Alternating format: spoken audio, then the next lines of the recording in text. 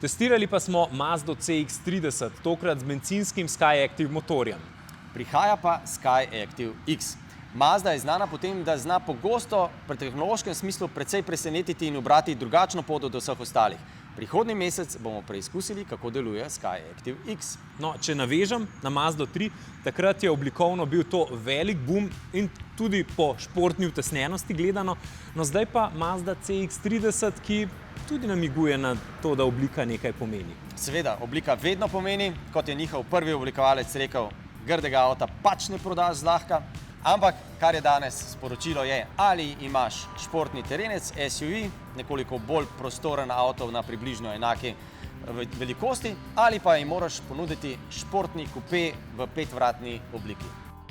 Mazda se je torej povsem prilagodila novim razmeram v spodnjem srednjem avtomobilskem razredu.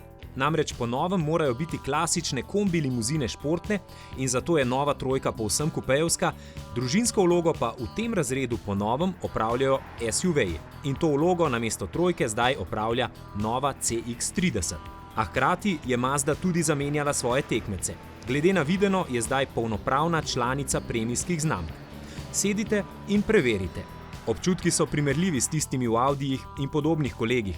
Samo poglejte s tkanino obdan voznikov delovni prostor.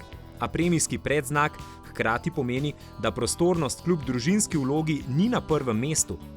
So pa izredno pomembne vozne lastnosti in CX-30 je, tako kot druge Mazde, izredno dinamična.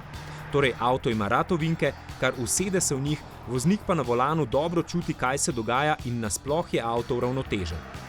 Kar se motorja tiče pa zagotavlja dvojnost. V osnovi ima najraje varčevanje z gorivom, za dinamiko ga mora voznik pognati v vrtljaje.